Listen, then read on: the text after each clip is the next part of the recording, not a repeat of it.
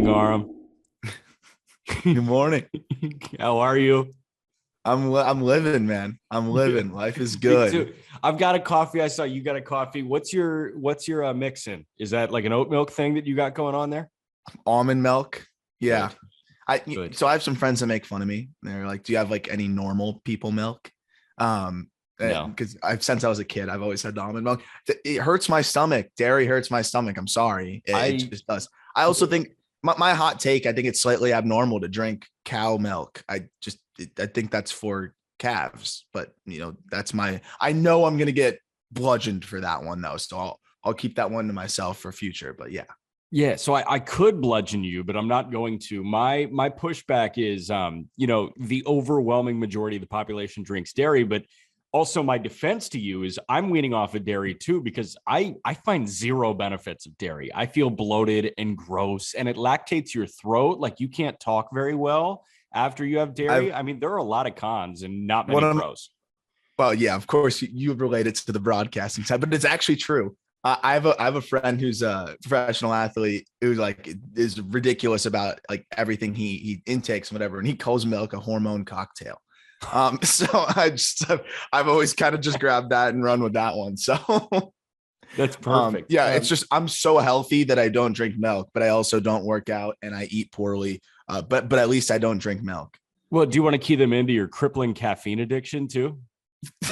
No, that's for later. Dude, there's like cans of energy drinks and there's yesterday's coffee finished over here. Yeah, no, that's for another time.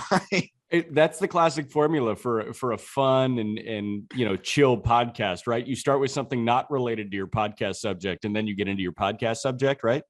Yeah, we did that. I learned that in podcasting 101. Yeah, I actually learned that in 301. So you beat me to the punch by a couple Ooh. of years. How about that?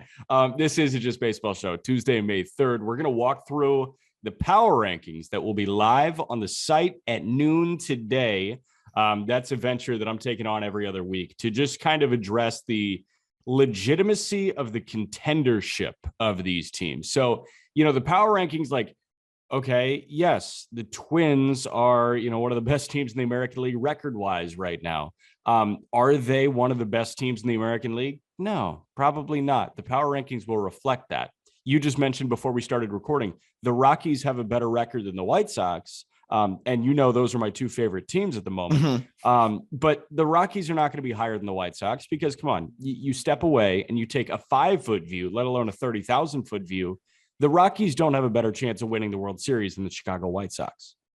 Yeah, at least at this juncture, right? Like if we get a month into the season and the Rockies are still doing or another month into the season and the Rockies are still doing what they're doing and the White Sox are fading, then we can reevaluate. But yeah, I think the best way to put it is like this: is if you had $20 and you had to put it on a team to win the World Series, would you put it on the Rockies right now or would you put it on the White Sox? Exactly. I'm still putting it on the White Sox. I'm getting closer to not, but we're not there yet. And so I think that's kind of the way I was looking at the power rankings too, is like, okay, if I have $20 to bet on a World Series winner, like how would I do it?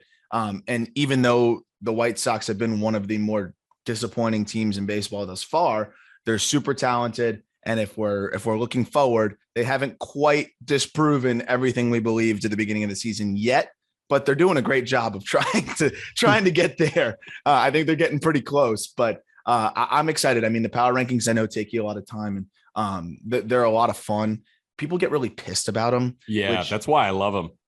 Yeah, see, that's why I'm glad you're doing it because I'm very sensitive. But I don't understand why people get so mad about them because it's like there's never going to be a perfect power rankings in the eyes of everybody. Yeah. But I think this is pretty darn solid. I mean, like there's a few I want to get your thoughts on overall. But for the most part, I was like, nah, I can't really, make any crazy case about anything. Yeah. So a couple things on that. Number one, I live for combat. I live for being a villain. So I look forward to welcoming all the hate from this list as humanly possible. So whether people throw it at me on social media or whether they reply to the article or whether, maybe somebody gets my Twitter information and DMs me saying, you're an idiot. Get out of baseball media. I'll say, you know what? You just field me for the next week. Let's go. Other thing is we're going to turn this into a Q&A, like, and ask the author, because you can't get any more egotistical than that, right? Yeah. So no, you're all in. Do you mind? I'm going to print out these power rankings. Can you autograph them for me? Yeah, absolutely. I think the classic line that I think a lot more professional athletes should be using is, I'm trying to turn my signature into an autograph. I think that's kind of sick, right? Well, we were talking about it last time. A lot of these kids like don't know cursive, so they actually need to turn it into an autograph. I have so many baseball cards, prospect cards, where it's either just straight up, just printed, like regular, just regular print, or it's just a line. Like it's never great. Man, before we get into the power rankings, and you're going to kind of guide me through those, and I'm just going to tell you my reasoning for that. 3 guys that I want to talk about, 2 call-ups and 1 not call-up yet. The one not call-up, let's start with Nolan Gorman in St. Louis, because Nolan Gorman's hitting the ball better than pretty much everybody except for this cat, Moises Gomez at AA with St. Louis. Oh, yeah. Right now we talk about Moises Gomez. Yeah. Yeah, I mean, he plays on the moon in that Texas league, but you know what? Oh, well. Yeah, I mean, Gorman, he's got what, 10 bombs so far? Yeah. 11. That's the AAA lead. 11 bombs. That's 11. the AAA lead. Gorman is hitting the ball better than pretty much anybody in minor league baseball. And I've seen John Mozeliak say, you know what? Yes, what he's doing down there is very impressive, but we need to see it spaced out a little bit. And you also got to think, how does this affect our big league team? Because Nolan Gorman can't really play short. DeYoung is the one that's struggling right now. Tommy Edmond has an OPS over 900 at the moment, and he's a Gold Glove second baseman. So John Mozeliak brought up a great point. He was talking to the Valley Sports Midwest people on pregame on Sunday. He said, you got to think, if Nolan Gorman is trying to force his hand, what does that do to Tommy Edmond? Or what does that do to Nolan Arenado? Those are our 2 best players here. So you got to think about how that affects the big league club. But he said, you know what, at some point, like, if he kicks down the door, you know, you can knock for however long, but if you kick it down, you're here. And I think Nolan Gorman is getting as close to kicking down the door as he ever has. Absolutely. I mean, like, he's worked really hard. From everything that I've heard is that he was grinding through the offseason with the Cardinals and with, you know, team officials to. He didn't need to be 40-man protected. Yeah. No, he didn't yet. So he was able to kind of do all those things, and he was able to work with people. And so he was grinding through all of that to kind of just get his swing right. And one thing that has worked so far is he's hitting lefties much better. He was really focusing on keeping that front side on it, you know, staying on the ball. So he's hitting lefties better. But if you remember, one thing I've always talked about with Gorman on the call-up is that velo blows him up. And he's just a little bit slow, especially at the top of the zone. And that's still a problem. So the quality of contact is there. And you look at the numbers like, oh, he's hitting 321. Like, you know, he's hitting fine. And now he's finally hitting lefties. But he's also struck out almost every single game this year. More than half of the games have been multiple strikeout games. And over his last 3 games, he has struck out 8 times. So, you know, you look at that and you realize, okay, those 11 home runs are not going to show up the same way in the big leagues. Yeah. And the strikeouts will. They know what's going to happen there if they call him up. And even if the numbers look pretty on the surface, you can see a hitter that won't quite translate yet. And that's okay. That doesn't mean he's doomed. He's 21. He doesn't turn 22 for another month. But all I'll say on Gorman is he still has some things he needs to adjust. He still needs to work on some things, and putting him at second, moving Edmond to short and shuffling things around. That might not be the best way to do things right now, because still Paul DeYoung, even without hitting, is giving you good defense at short. And I think he's a positive F4 player. Gorman's still adjusting to second base as well. Yeah. And Sosa is giving you excellent defense at short when he's spelling DeYoung too. So I think I'm pro Sosa at short over DeYoung and move DeYoung to the bench as opposed to bringing Gorman up right now. 100%. Gorman sounds a lot like Dan Uggla right now. The 3 true outcomes second baseman. He actually has turned into a Dan Uggla profile, which is hilarious because he's not playing third anytime soon, right? I mean, you got one of the best third basemen of all time right now over there. That's won the Gold Glove every. What? I'm glad you said that. But is it not true? No, it's true. he's won a Gold Glove every single season he's been here. When by the time he's done, it's going to be him and Brooks Robinson when it comes to total Gold Gloves at the hot corner. And oh yeah, he's hit all right too. Yeah. You're not displacing that guy. So Gorman has to play second, and yeah, I just don't see it happening anytime soon. But he's making improvements. He's making strides. It's a consistency thing. So honestly, don't even pay attention to the home runs. Pay attention. If you want to see Gorman in the big leagues, pay attention to the Ks. And if you're watching the game, see if he can catch up to the heater. Interesting. How about that? I've been in on Tommy Edmond for a while. I'm getting more and more in on Tommy Edmond. I don't think a 900 OPS is legitimate, but I think 800 or north and Gold Glove caliber defense at second base and the ability to play any of the outfield spots is there for him. I think Tommy Edmond's one of the more valuable second basemen in baseball. I mean, the thing that stands out to me so far is he's walking too. So, you've taken a guy that had always great bat to ball skills. We talked about this with prospects. And now he's added the plate discipline side of it. So to me, hit tool is has multiple aspects to it. It's one, the ability to literally put bat on ball, but also it's swing decisions. And Edmund's swing decisions were not always the best. He was never a high OBP guy.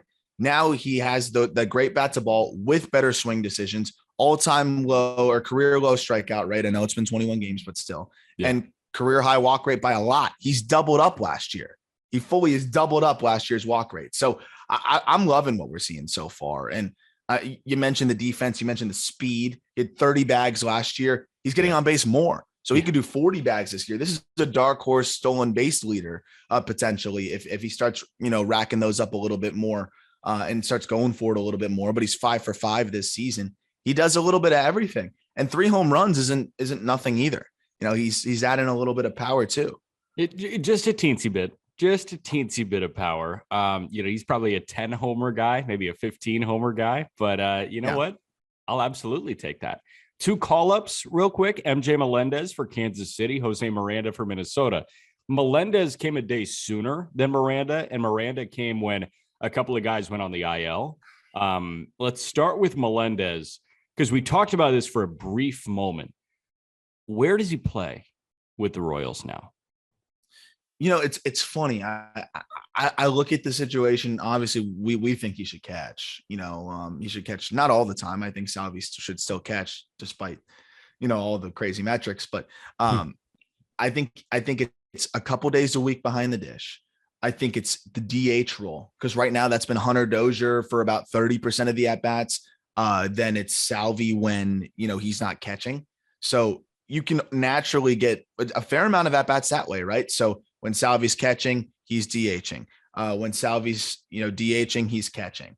And then I know that the Royals have been moving MJ around a little bit. He played 9 games at third last year. I highly doubt that they'll do that unless while Bobby Wood's out, maybe they try a little bit of MJ at third. He's also played a little bit of left this year where he's looked decent. I think that would be to just on weird days to keep him in the lineup. But for the most part, I think it's just going to be DH and catcher. And he should be in the lineup 5 days a week if that's the case, which is more than enough to justify having him up at the big league level. This guy led the minor leagues in home runs last year with 41. He can really play and the Royals need it. I'm excited to see what MJ is going to do. And the beauty of it is it genuinely sounds like he's going to be in the lineup pretty much every day, either as a DH or a catcher. So 5 out of 6 games in a 7-day span. And as soon as they decide that Carlos Santana's 136 batting average is not going to do it, Nick Pratto seems to be ready in the wings in Omaha. Very, very, very unfortunate how you just use batting average to push your Carlos Santana agenda. Yeah, sorry, more walks than strikeouts, even though he's hitting 136.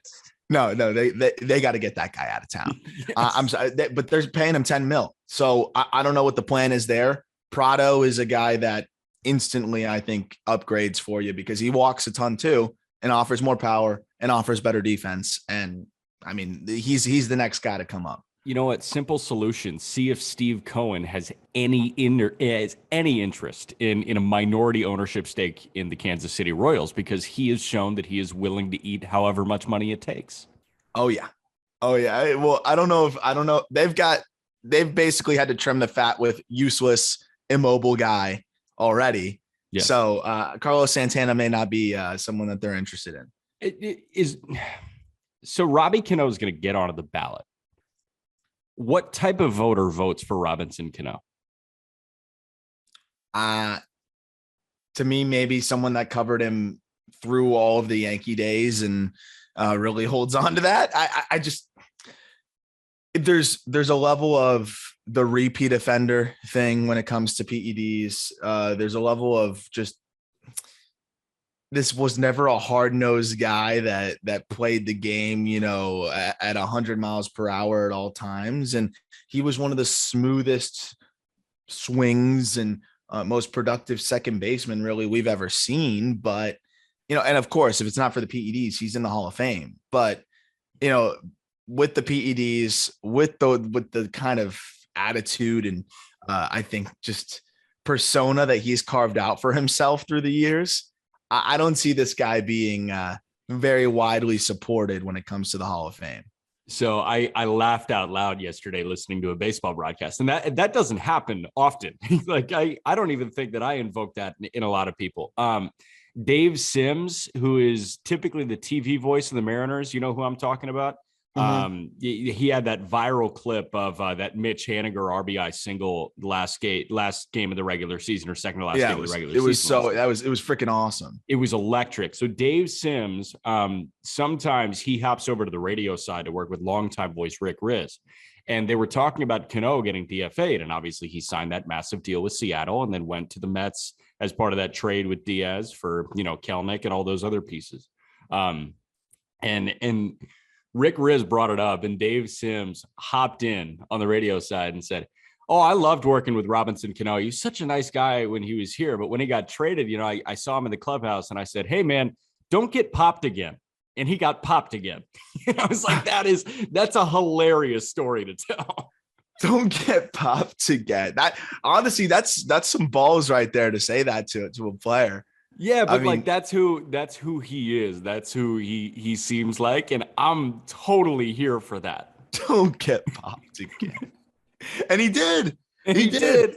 And if you notice, there was definitely a trend with voters that, like, I know most of the PED guys, Bonds didn't even get in, but it seemed like the guys who were one and done, at least in terms of being caught and owned it and whatever, were more widely supported. The guys that were repeat offenders, they didn't seem to get that much momentum on this last ballot. Because I would say we did see some momentum with the PED guys in the last ballot, not as much as we were hoping with some of them, but with some of the repeat offenders, that momentum was not matched. And I assume we're going to see something similar with Robinson Cano. It's just been a pretty unceremonious end to it all, right? Like I don't know if he's going to get one more chance somewhere. I don't know what that's going to look like. I assume he's going to try his best because the Mets owe him a lot of money anyways. It doesn't really matter. But this was a guy that even in Seattle, he was good. He was really good. He had 1 year where he was phenomenal. Yeah. But I think there was a level of, wait, was this guy really worth the contract that we gave him? No. And the answer is probably no. A 31-year-old second baseman in his first year of his deal for you, or 30, is probably not worth that. One of the first really multi-$100 million deals that we saw in baseball. All that said, Cano was a Hall of Famer on the field, right? 302 career hitter, 60 WAR, F4 almost. He had a phenomenal career and still is going. We'll see what happens, but 26-32 in terms of hits. If he never got suspended, could have pushed closer to 3,000. But again, it's just kind of not the ending you'd want to have. Yeah, 100%. One more call up before we get into the power rankings, and we're not going to run through all 30 because that takes away from you visiting justbaseball.com to actually look at 1 through 30. So you're just going to kind of walk through and point out what's interesting. Jose Miranda is coming up with Minnesota. This is because of a pair of IL stints. I want to say Kyle Garlick just went on the IL and Miguel Sano might have just gone on the IL. So now Miranda is up. Miranda shouldn't go back down. No, and he should have been up last year. Like, not even to start this season, last year he should have been up. But now Miranda gets an opportunity. We talked about it. Like, this is a chance for him to really not let Miguel Sano get his job back. Because for us, I know we were talking about it. It's a no-brainer for me to play Miranda at first base every single day instead of Sano. I mean, Sano is a negative defender at first, which is hard to do. And he's not hitting. He's swing and miss. It's 3 true outcomes, except 2 of the 3 outcomes are much more frequent than the other. Like, it's just not good. And you have somebody like Miranda, who still is going to make up an account for just as much power production. Hit 340 in double and triple A last year. He's an aggressive hitter, but pales in comparison of aggression to Miguel Sano. He'll be just fine, I think. And I also like the idea that, if you do get Kirilloff back, you can move Miranda kind of all over. He's capable of, he's not great, but he's passable at third, second, corner outfield, first base. You can make it happen. And DH, of course. And I think that's valuable enough. I mean, you stick Sano in left, that's must-see television, because that'll be some beer league stuff out there. So there's a little bit more versatility, and I think the bat's going to be better out of the gate. I really do. Like if Alfonso Soriano was chunky, like that's Miguel Sano in left field. Miranda, I saw him play third. He was fine at third. I certainly prefer him at first. I don't know about the corner outfield anymore for Miranda. I think that Jose Miranda, for the most part, should be a corner infield guy.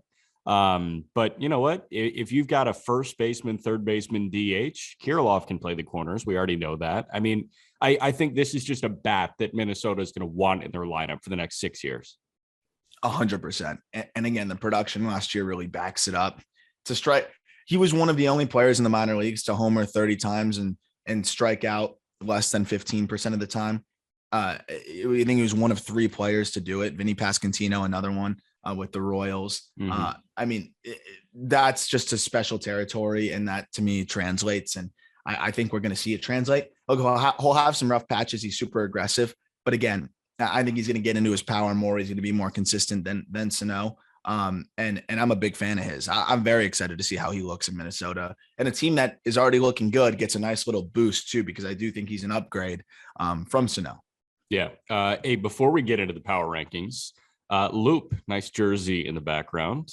Friends at Loop are putting together some insane polls on an everyday basis. I know you spent some time on the app this past weekend. You didn't get any insane polls, but you got some that you can hold on to, right? So it's funny. I was on the subway back from the Mets game on Sunday, and I was like, all right, I need to kill some time. So I went on the Loop app, and I was like, I want to see what the sellers have. I was more seeing if they got the new Bowman baseball in. And I see this one dude, this one asshole, such a super nice guy, by the way. I'm calling him an asshole because he had 2019 Bowman drafts, which means I'm going to spend a ton of money. Yeah. And because I love that draft class, dude. We talk about it on the call up. And this guy was awesome. I was having so much fun with him ripping it. He's like getting all amped up. And I'm like, damn it, I'm going to buy another pack. I bought 3 packs. But that draft class is Riley Green, Corbin Carroll, Adley Rutschman. It's loaded with Bryson Stott, like studs through there. So I didn't pull anything insane. Pulled a few base cards of Riley Green. Got a Kendall Williams autograph out of 250, which is not the most exciting autograph, but it's an autograph. And I was like, oh no, if these sellers have old stuff too, I'm in trouble. But Loop's also doing something pretty exciting. They have a Wander Franco signed jersey giveaway starting May 5th. So Thursday, May 5th on the Loop app, Mikey B Cards is giving out a Wander Franco signed jersey, which I'm in on that. I would love to be able to get that.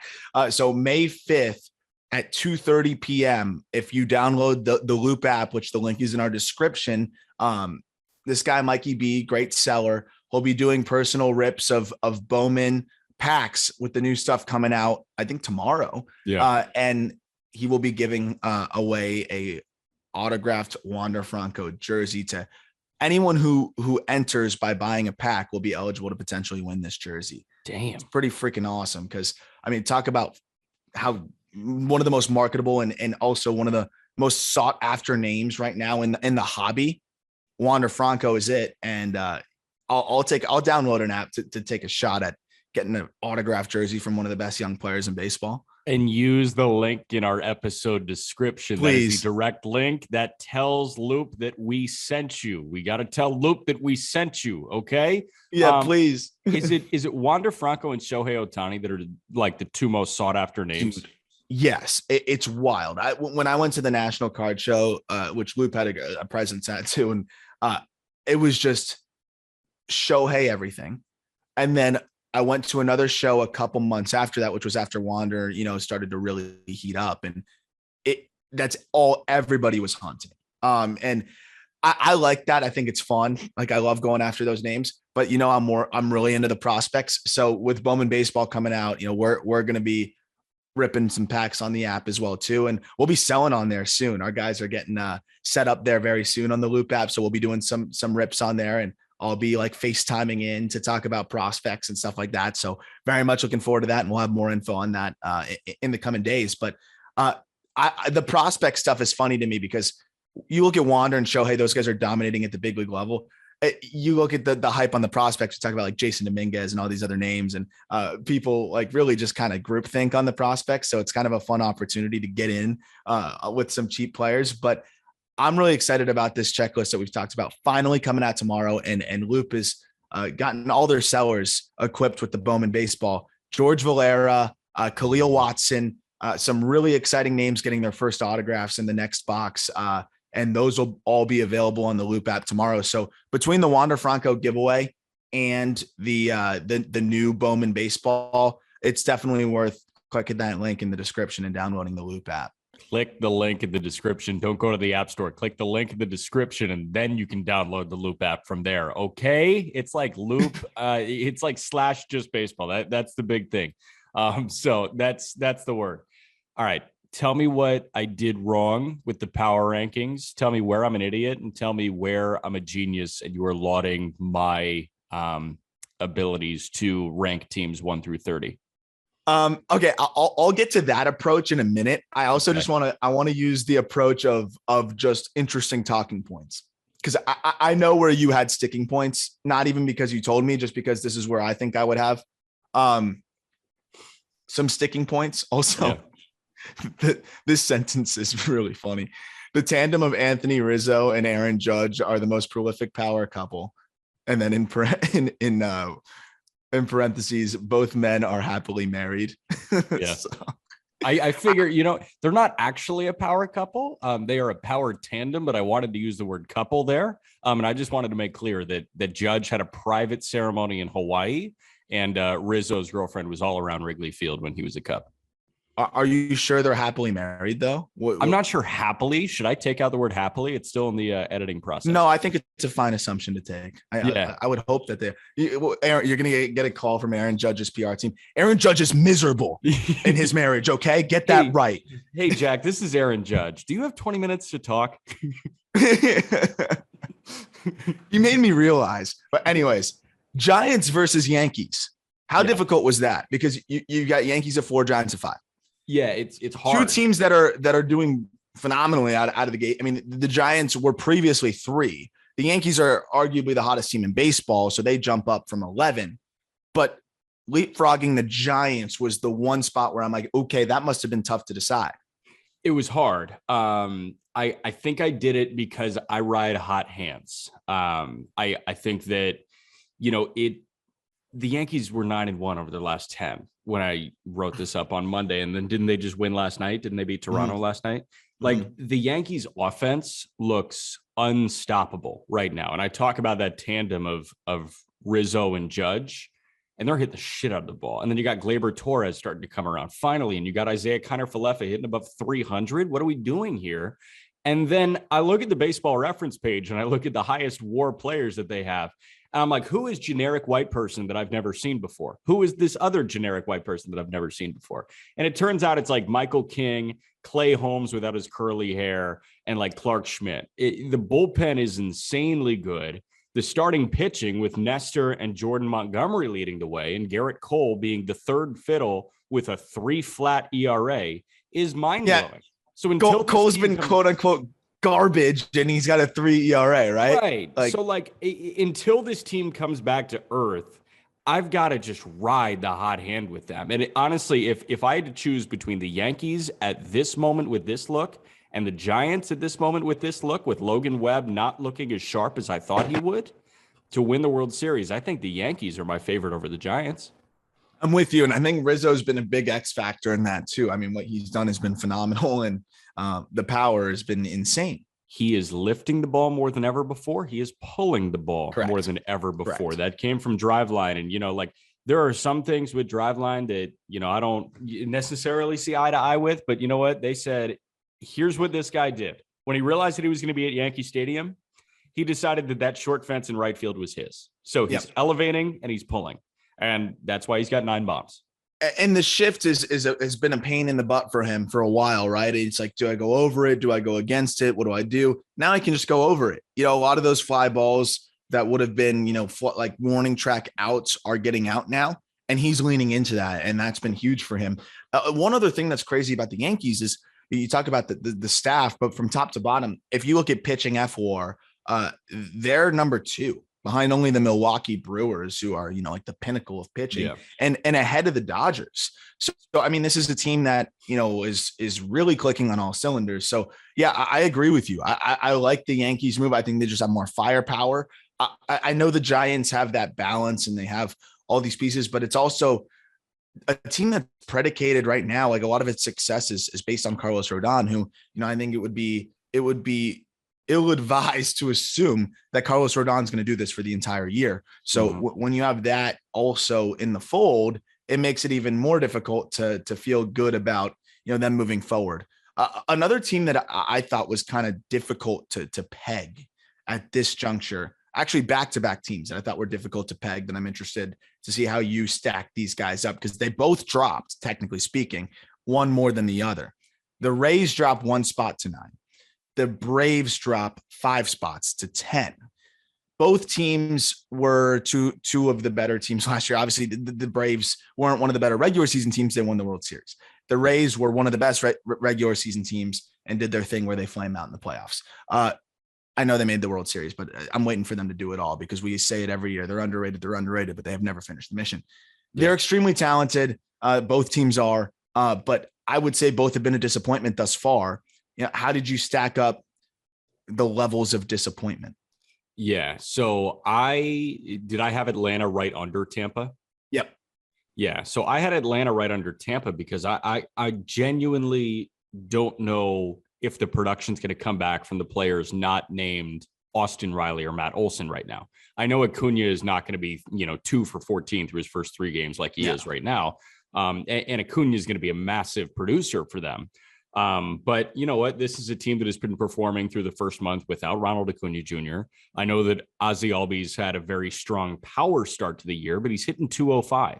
And then, aside from Riley, who's hitting the ball like nobody else, Matt Olson, who's getting on base like nobody else, and Marcelo Ozuna, who's had a nice stretch of the first month, even though I vehemently disagree with the fact that he's on a baseball field right now. And I know you do too.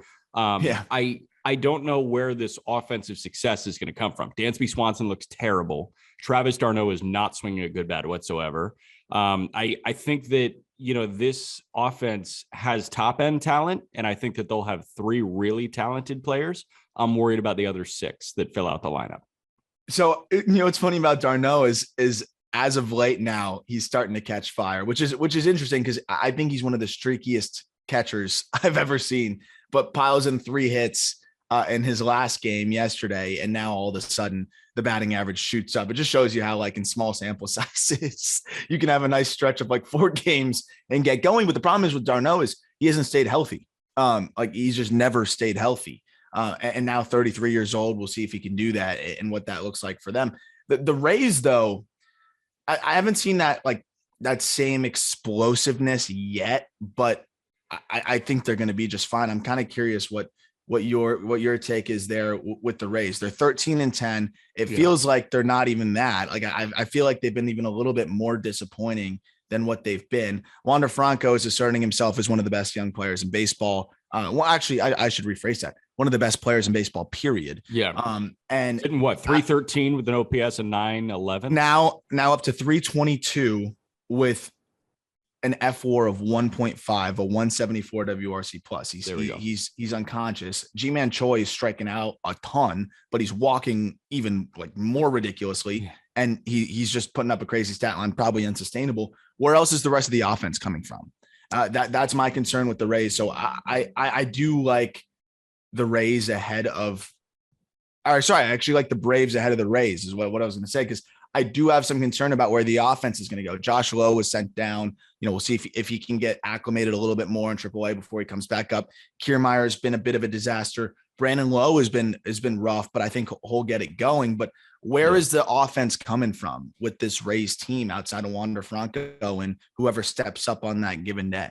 Yeah, so I think that I'm hoping that Yandy Diaz is a short stint on the IL. But if Yandy Diaz is your offensive savior, I don't know how I feel about it.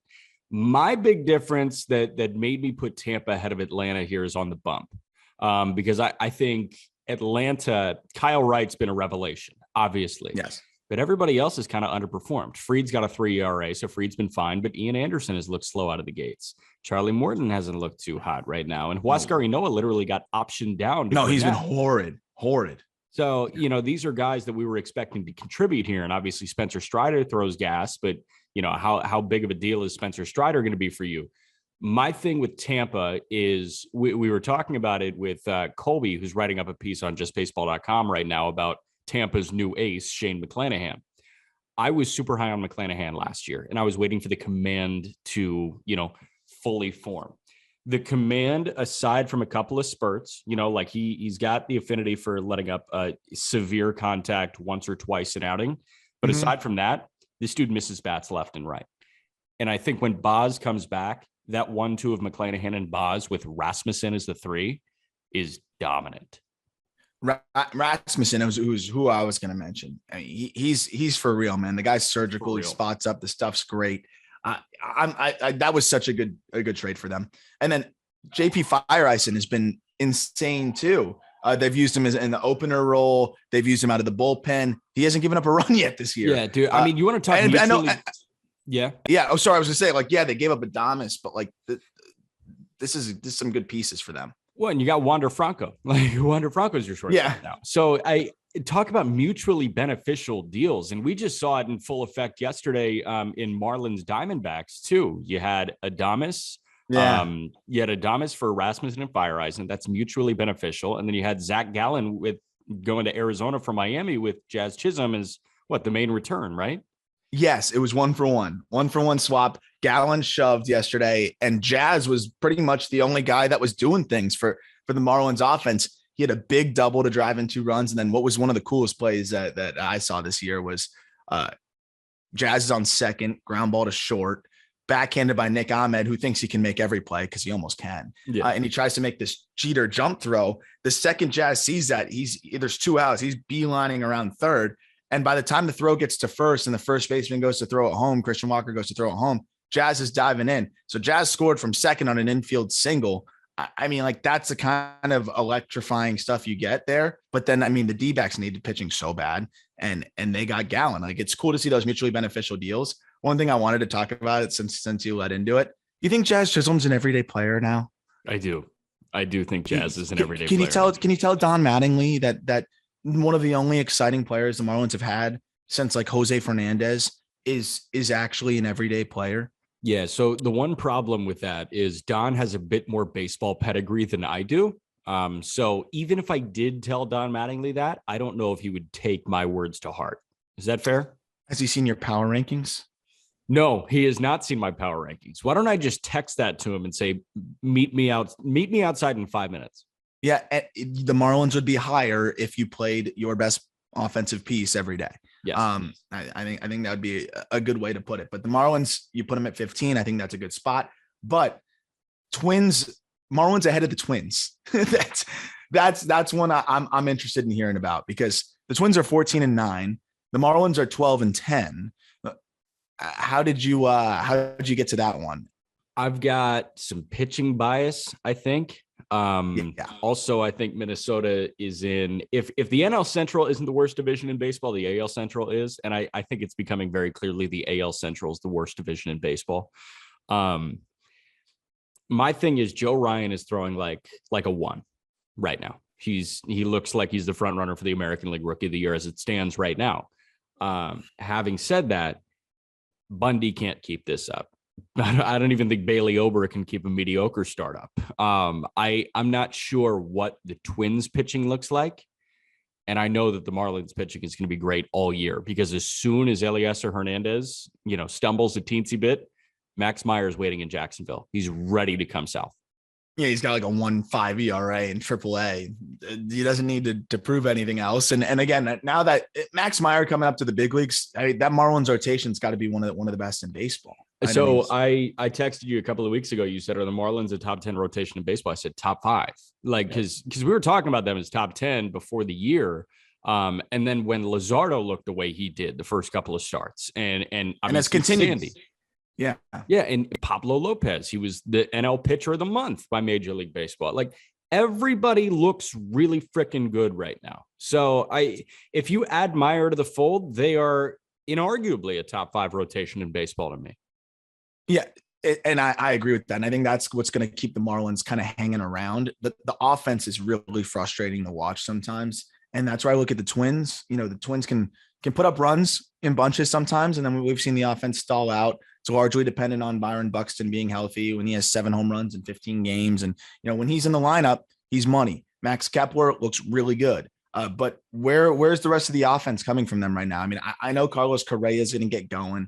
He's already starting to get going a little bit, honestly, quietly. And I think it's going to be one of those things where we're going to blink and we're like, oh, wow, Carlos Correa has a 115 WRC plus already. Like, he's getting right there. Polanco is going to be better too than 198. I think he's going to get going a little bit as well. He's proven enough in his career, but they're kind of, if you combine the two teams, they'd be perfect, right? The Twins have some overperforming pitching that, we don't know if it's going to sustain, but an offense that I think is going to hang around and help them stay relevant. The Marlins have phenomenal pitching, an offense that is overperforming right now. The pitching is going to help them hang around and stay relevant. And I guess when that's the case, you're always going to lean on the side of sustainable pitching than sustainable offense, right? And I think that's why the Marlins get the edge here. Yeah, that's absolutely my reasoning. I always lean on that. That's why I picked Virginia to go so deep in the tournament every freaking year, because Tony Bennett, defense can't go cold, right? Yeah, defense can't go cold. No, it's fair. The Marlins offense, dude, what really, they've been great so far, given what the expectations were. But dude, I can't watch Jorge Soler and obviously El Garcia swing much more. And I mean, they need to, because it's the most expensive players the Marlins have. I think they account for more than half the payroll. Yeah. Can't watch those guys play much longer. I just can't. I want to get to, let's see. I think there's one or two more that stand out to me. The Reds at 30, very obvious. But Phillies Rockies. This is the last actually stack that I want to get to. Yeah. I watched the Phillies, this past weekend at Citi Field. And they're such a weird freaking team, man. They are horrible in the outfield. We had seats just adjacent to Kyle Schwarber in left. And I watched him just stumble after a ball that got by him into the gap. And I'm like, this is a disaster. Where we have a perfect view of Alec Bowm's footwork at third. That was a disaster. Yeah. It was not great defensively. The offense obviously got no hit one day, came alive in the later games, but sometimes the task for the offense is just too daunting. And I look at a team that has iffy pitching, horrible defense, and at times an offense that is a little bit one-dimensional. At what point do the Rockies, eclipse the Phillies? When the Rockies pitching doesn't look terrible. Is that fair? Yeah. But the Rockies pitching always technically looks terrible, right? So I guess when it doesn't look as terrible as it does right now. So Chad Kuhl has been on another planet right now. Austin Gomber has been pretty good. Outside of that, yeah, I mean, Kyle Freeland, they extended him. I don't know why, but and Senzatella has been fine. What does a good Rockies rotation look like? Because I think if the team rotation has an ERA in the low 4s, I think that's a way for the Rockies to win. Yes, that absolutely is a way for the Rockies to win. That's a good question, because in recent memory, I don't know if we've seen a good Rockies rotation, because when Ubaldo Jimenez was the best pitcher on the planet, he had zero reinforcements behind him in the rotation. So like, I think I need Marquez to look really good. And I need Senzatella to continue throwing like he is right now. And I need Freeland to tick up. I need to have confidence in 3 starters. And I've got confidence in 0 to 1 at the moment.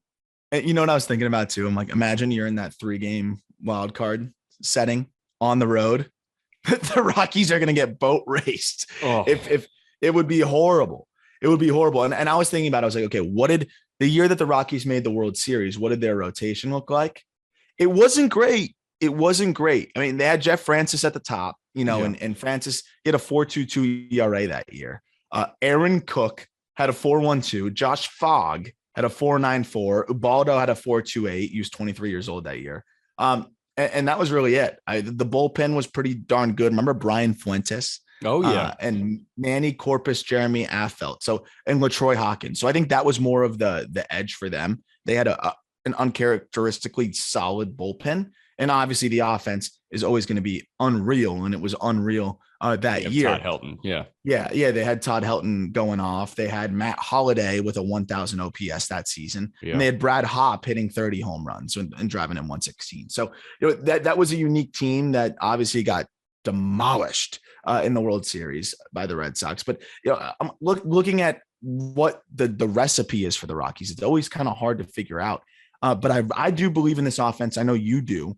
But they're kind of similar in some ways, right? Like an offense that's going to perform and pitching that we're like, the difference is the Phillies have Aaron Nola and Zach Wheeler. And who are you going to for the big game if you're the Rockies? Correct. It's German Marquez. He's healthy, and Senzatella. And I would absolutely side with Wheeler and Nola over Marquez and Senzatella.